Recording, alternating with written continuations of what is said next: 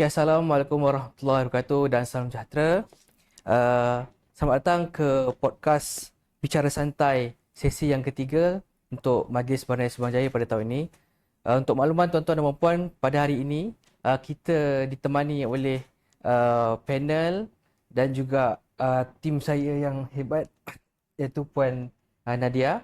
Saya Encik Nasrik daripada Jabatan Perancangan Bandar bersama dengan Saya, Puan Nadia binti Muhammad Amin daripada Jabatan Landscape. Pada hari ini kami akan mengendalikan segmen podcast untuk MBSJ berkenaan dengan Selangor Intelligent Parking, iaitu pengurusan parking yang baru di Selangor.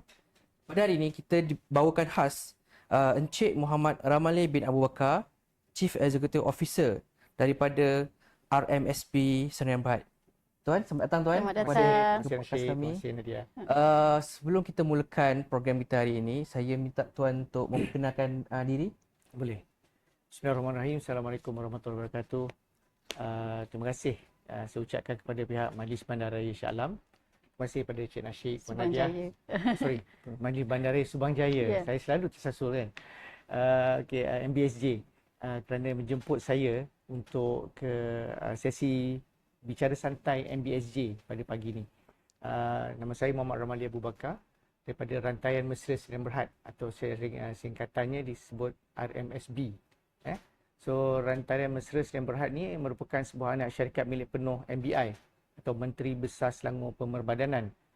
Yang mana Menteri Besar Selangor Pemerbadanan ni adalah anak syarikat kepada Kerajaan Negeri Selangor. Jadi kami merupakan salah satu daripada hampir 30 syarikat di bawah MBI lah. Yang mana syarikat RMSB ni diberi mandat untuk menjalankan aktiviti berkaitan dengan mobility. Dan salah satunya ialah untuk kami menguruskan tempat letak kereta pintar di Negeri Selangor atau kita lebih dikenali sebagai SIP lah, Selangor Intelligent Parking. Okay, baik. Tuan-tuan dan puan-puan, sebenarnya isu parking pintar di Selangor ni bukanlah perkara yang baru. Kita telah bermula daripada tahun 2022 lagi, Januari 2022, di mana seluruh PBT di Selangor diwajibkan untuk menggunakan aplikasi digital. Yeah. Dan aplikasi tersebut dipanggil sebagai Smart Selangor Parking. Itu sebelum ni. Tapi pada hari ini, dia telah berwajah baru, dikenali sebagai Smart Intelligent Parking. Jadinya, Tuan Ramali dibawakan khas daripada MBI mewakili RMSP telah membuat satu pembaharuan, dan pada hari ini kita nak lihat apakah sebenarnya SIP dan juga pembaharuan yang dibawakan. Jadinya tuan, soalan saya adalah boleh perkenalkan apakah itu Smart Intelligent Parking dan juga apa bezanya dengan Smart Selangor Parking yang sedia ada sebelum ini tuan. Silakan. Terima kasih. SIP ialah Selangor Intelligent Parking. SIP, Selangor Intelligent Parking. Jadi kalau kita tengok sebelum ni, di PBT ada pelbagai jenis business model yang berbeza lah. Ada PBT yang melantik syarikat konsesi untuk melaksanakan penguasaan sama macam kami buat. Cumanya PBT ni dapat hasil melalui sewaan tapak. Katalah di salah satu PBT tu dia ada 10,000 tapak. Jadi syarikat konsesi ni dia menyewakan tapak-tapak tu, PBT menyewakan tapak-tapak tu, syarikat konsesi ni membayar sewa kepada PBT. Jadi PBT dapat hasil melalui hasil sewaan.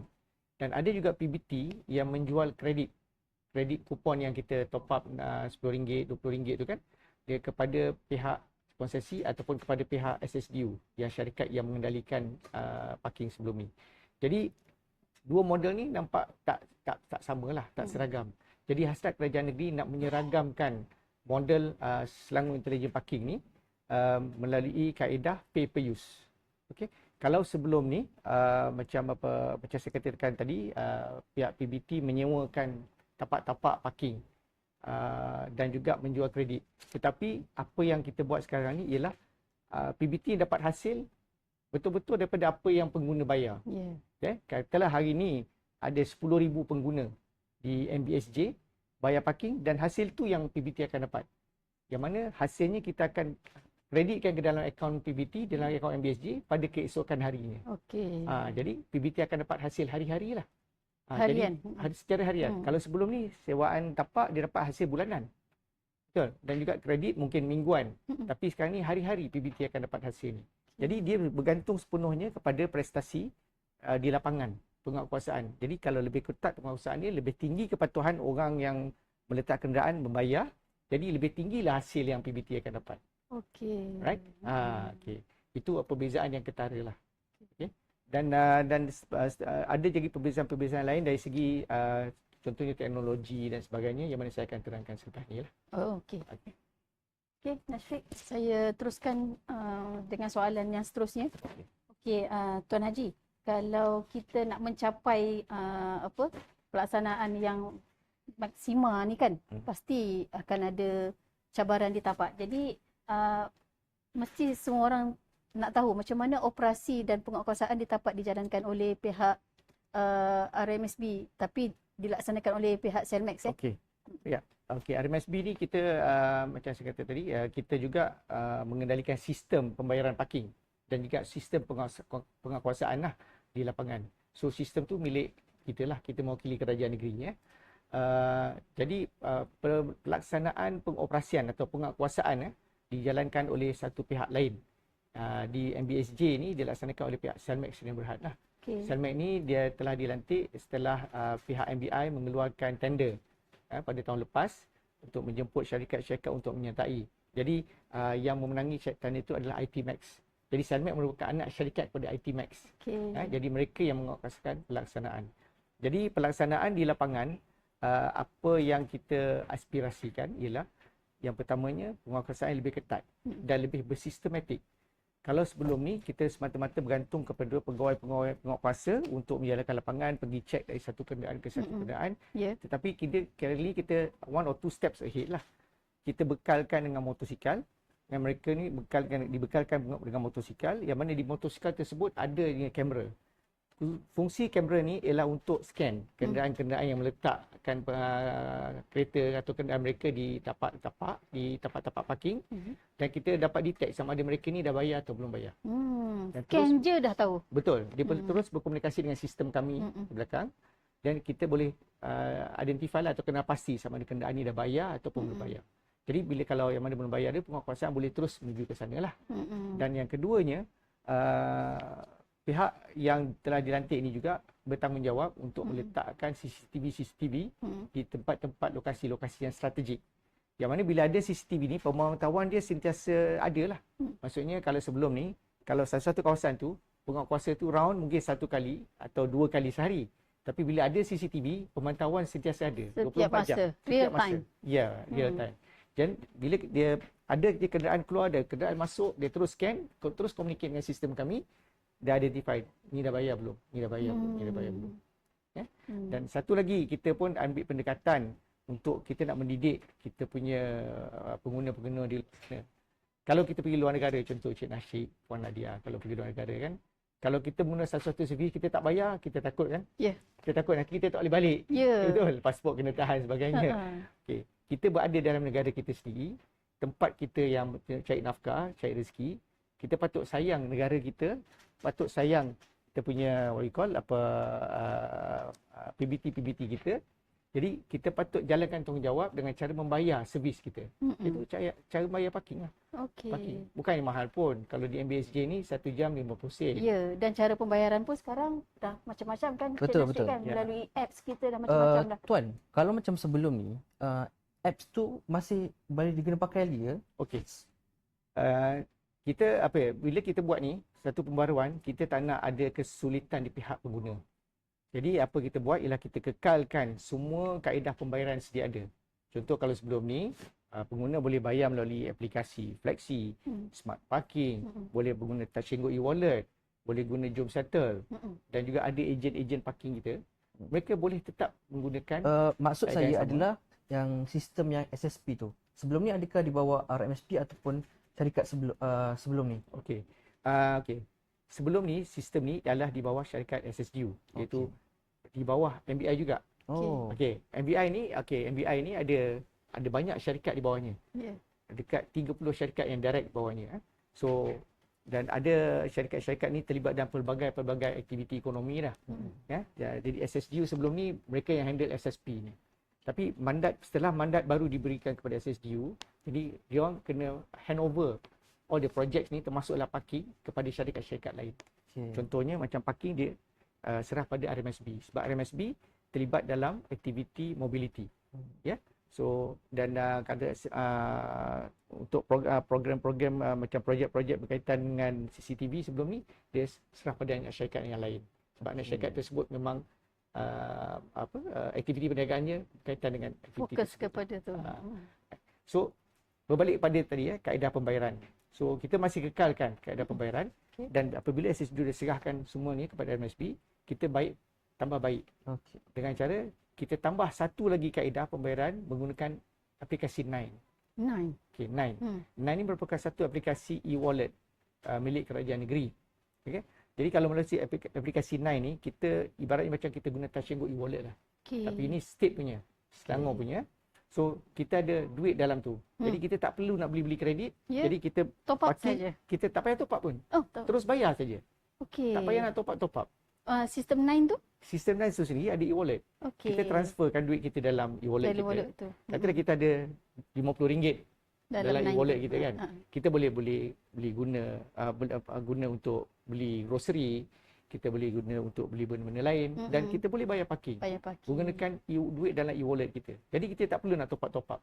Itu salah satu kaedah untuk memudahkan pengguna. Baguslah Puan Nadia. Betul. Maksudnya selain daripada Touch 'n Go ni kira untuk whole rakyat Malaysia lah. Betul. Aplikasi Nine ni dia fokus kepada maksudnya state Kemudahan. inovasi daripada state untuk memudahkan rakyat lah. Ya. Setakat ni apa inisiatif daripada kerajaan negeri menggunakan aplikasi Nine. Okey Tuan, sebenarnya kami di Subang Jaya kita sangat menggalakkan kepada bandar pintar. Okey. Jadi ni apa yang Tuan cakap tadi tu berkenaan dengan motor yang ada CCTV dan juga saya dimaklumkan akan ada lebih kurang 500 CCTV baru untuk dipasang di laluan-laluan untuk enhance lagi supaya hasil dapat dikutip dengan lebih baik. Jadi Tuan, berkenaan dengan bandar pintar ni sebenarnya Selangor Intelligent Parking ni membantu kami. Membantu kami untuk memastikan penarafan bandar pintar di Subang Jaya ni kekal terjamin. Untuk makluman sebenarnya semua PBT hanya gunakan aplikasi yang sama. Dan kecuali dan juga sekiranya penduduk ataupun orang daripada negeri lain datang pun masih boleh bayar selain daripada gunakan smart parking, Nine, mereka boleh gunakan Touch 'n Go e-wallet. Saya pasti dan yakin penduduk Malaysia ada Touch 'n Go e-wallet. Maksudnya mereka boleh bayar. Sedangkan ada juga negeri yang masih menggunakan aplikasi mereka. Okay, Tuan. Maksudnya Selangor ni dia memudahkan kita Tuan. Ya betul. Dan untuk saya nak tanya Tuan, selain daripada Subang Jaya, ada tak PBT lain yang menggunakan model bisnes yang sama seperti Selmac ni? PBT selain daripada Subang? Okey, buat masa sekarang ni kita sedang menguruskan di peringkat fasa pertama 4 buah PBT. 4. Selain daripada Subang Jaya, kita juga menguruskan Majlis Bandaraya Shah Alam, Majlis Perbandaran Selayang dan juga Majlis Bandaraya Petaling Jaya. So, saya tertarik macam Nasyid cakap tadi berkenaan dengan bandar pintar. Memang kita PBT Selangor sedang menuju ke arah itu. So, apa yang kita buat di Selangor Intelligent Parking ni ialah kita punya tindakan berasaskan data masa nyata. Contohnya, apabila kamera tadi yang seperti dia kata, berbalik pada CCTV dan kamera pada kenderaan yang digunakan tadi. So, dia tunjukkan kenderaan mana yang mematuhi, mana yang belum patuh. Yang belum patuh maksudnya mungkin dia baru masuk kereta, dia belum parking lah maksudnya. Jadi, daripada satu-satu jalan tu kita tahu berapa banyak kereta yang parking dan berapa persen kepatuhannya. Kan? Jadi kita punya pegawai penguasa boleh terus menuju ke tempat yang kata orang pematuhan yang rendah lah. Maksudnya Tuan, adakah AI diaplikasikan dalam kita punya kamera CCTV tersebut? Ya, ada elemen AI lah. AI. Elemen AI. Baguslah kalau macam tu. Okey, Nasyid ada nak tanya soalan lagi kaitan teknologi? Tak ada, itu saja. Habis. Okey, untuk seterusnya pihak Selmax dah berjaya lah menjalankan operasi pengurusan parking di MBSJ ni. Jadi pencapaian SIP ni dari segi kutipan hasil tu macam mana Tuan Ramali? Adakah dia berkesan ke tak berkesan ke daripada pencapaian yang telah dicapai? Ini yang menariknya. Bila kita buat sesuatu dengan PBT itu, kita nak pastikan ada perkembangan yang positif atau keputusan yang lebih baik daripada sebelum ni.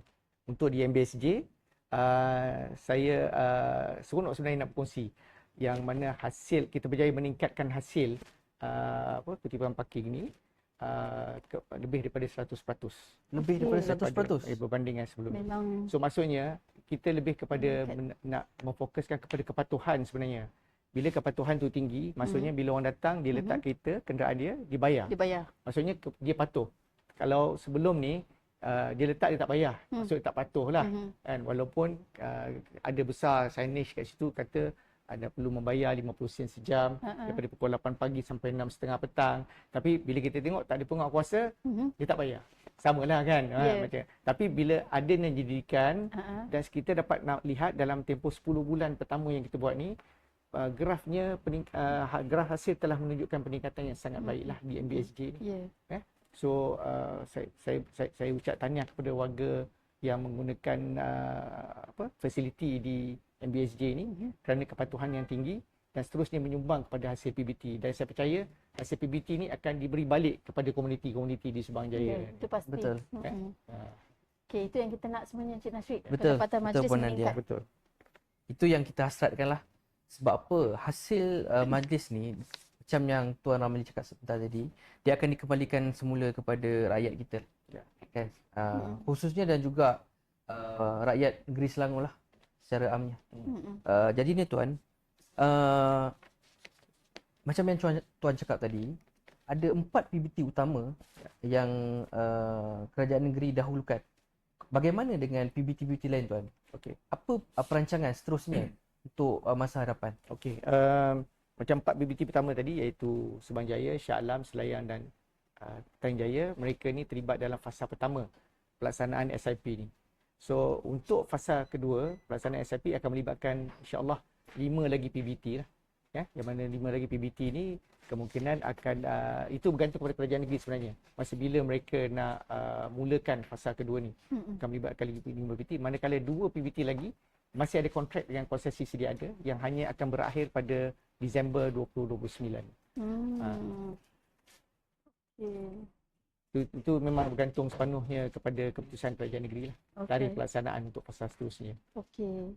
Saya rasa dengan fasa-fasa yang akan dijalankan ni, saya rasa kita punya pengurusan parking pintar di Selangor ni lebih tersusun, lebih terarah dan pendapatan PBT di setiap PBT di Selangor ni meningkatlah. Betul, insya-Allah. Dan yang penting lagi sekali sini Nadia ialah data-data pengguna-pengguna parking termasuklah kita semua ni ada tersimpan dengan kami, iaitu anak syarikat MBI, RMSB anak syarikat MBI dan seterusnya mewakili kerajaan negeri lah. Jadi PBT kalau nak tengok data tu, nak akses pada data tu pada bila-bila masa kita boleh bagi. Bukan saja kita protect data tu. Data tu kita boleh share lah. Betul. Tuan, saya tertarik dengan pernyataan Tuan sebentar tadi berkenaan dengan hasil kita meningkat.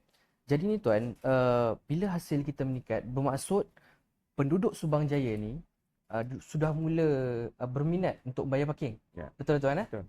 Selain tu juga, apa yang saya lihat berkenaan dengan Selmac ni, selain dari mereka adalah entiti yang terpisah daripada Subang Jaya. Maksudnya sebelum ni kita menggunakan penguatkuasa. Jadinya Selmac di bawah RMSB, mereka mempunyai anggota mereka sendiri. Tuan, adakah anggota ni akan bertambah dari semasa ke masa? Dan juga adakah ini akan memberi lebih peluang pekerjaan pada rakyat di negeri Selangor? Okey. Dah tentu macam sekarang ni pun Selmac di hire bilangan penguatkuasa yang ramai. Kerana letak kenderaan dan juga penguatkuasa yang ramai. Nombor satunya, of course, dia akan membuka peluang pekerjaan lah. Dan sama ada nak tambah atau tidak tu bergantung kepada keperluan dari masa ke semasa. Ya. Jadi kita sekarang ni pada kapasitas dia ada, kita dia punya kadar kepatuhan agak tinggi. Tetapi masih ada ruang untuk penambahbaikan pada masa akan datang. Jadi tapi kita tak lupakan juga ada elemen-elemen AI yang akan diletakkan seperti contohnya CCTV, kamera pada kenderaan dan sebagainya. Ini mungkin akan katakan bila ada kamera ni, mungkin kita tak perlukan terlalu ramai penguatkuasa lah. Tetapi untuk mereka menyampaikan compound mereka secara manual tu masih ada. Jadi saya tak nampak akan adanya pengurangan peluang pekerjaan. Tapi sebaliknya, bila adanya CCTV dan sebagainya, keperluan untuk menganalisa data-data di CCTV ni masih memerlukan tenaga kerja. Jadi maksudnya peluang pekerjaan kalau bukan pun kepada peringkat penguasaan, peringkat attendant letak kereta, peluang pekerjaan untuk menganalisa data pun tetap ada. Ya. So janganlah kita takut bila dah menggunakan AI, orang gunakan tenaga kerja. Tidak. Sebenarnya tenaga kerja masih lagi penting, masih lagi perlukan untuk kerja-kerja yang di belakang tabir untuk buat analisa data dan sebagainya. Okey, saya ada satu soalan. Okey, ini kita bercakap dalam konteks negeri Selangor tuan. Macam mana kita nak alignkan untuk pembayaran ni untuk di whole semenanjung Malaysia? Kalau ikutkan sebelum ni, kalau kita tengok di media sosial, kalau ada pengguna mengatakan mudah untuk bayar di Selangor, tetapi mungkin sukar untuk bayar di negeri-negeri lain. Okay. Apa pendapat tuan berkenaan perkara ni? Macam mana kita nak pastikan penduduk di Malaysia, khususnya semenanjung dahulu sebelum kita pergi ke Sabah Sarawak, untuk memastikan ada aplikasi yang boleh digunakan untuk semua dan memastikan negeri-negeri di semenanjung ni bersatu padu menyokong aplikasi yang sama. Okey, tuan. So setiap negeri ada macam undang-undang masing-masing lah. Polisi. Malah dalam setiap negeri, PBT pun ada undang-undang masing-masing. Ya, ada dasar, ada polisi. Ada dasar masing-masing macam yang dikatakan. So kita tak boleh nak paksa mereka. Tetapi bagi saya, sekiranya salah satu sistem tu terbukti baik digunakan di negeri, salah satu negeri, contohnya di tempat kita, negeri lain pun akan buka mata, akan nampak. Dan mereka pun akan berminat nak explore lah. Jadi pada saya yang penting, penyedia perkhidmatan tu sendiri, dia kena buktikan sistem dia sangat bagus, mudah digunakan dan dia boleh menarik minat orang daripada negeri-negeri lain untuk menggunakan sistem sama. Jadi apabila bagi saya agak sukar lah sebab masing-masing negeri ada dia punya kata orang dia punya challenge masing-masing di lapangan. Yelah, sebab kalau kita pergi ke Perak contoh kan, kita akan guna apps yang lain. Di Selangor kita akan guna apps yang lain kan. Ya, Kan? Betul. So, kita tak boleh nak paksa mereka Betul. lah. Tapi ada juga antara apps yang kita gunakan, partner kita, yang salah satu apps kita di Selangor ni digunakan negeri-negeri lain juga. Ada. So tetapi bukan satu Malaysia. Tapi dia ada beberapa negeri lain masih menggunakan. Kita boleh akses. Okay. Boleh guna apps yang sama, kita bayar. Contoh baru ni saya ke Ipoh. Saya menggunakan apps yang kita biasa gunakan untuk bayar parking di Ipoh.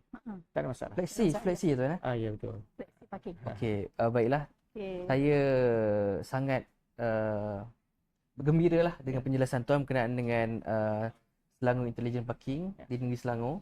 Dan harapan saya secara peribadi tuan, sistem ni dapat terus digunakan dan memberi manfaat kepada Mandis dan juga penduduk Subang Jaya. Mungkin Puan Nadia boleh tambah? Saya sebenarnya tertanya-tanya juga, kalau pada pandangan Tuan Haji Ramalila, apa sebenarnya penerimaan masyarakat terhadap kita punya smart intelligent parking ni? Okay. Adakah ada banyak aduan ke cabaran-cabaran SIP?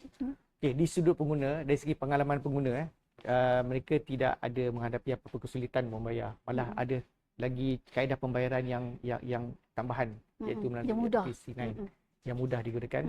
Dari segi aduan memang ada. Bila mereka kena compound tu, dia mengadulah. Kan? Kadang-kadang katakan ada kata kenapa kereta saya kena compound, malah kawan-kawan saya sendiri pun.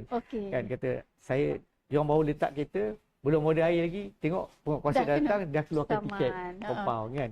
So yalah, secara gurau lah kata kenapa cepat sangat. Bagi saya yalah, kalau kita dah masuk tempat tu, teruslah bayar.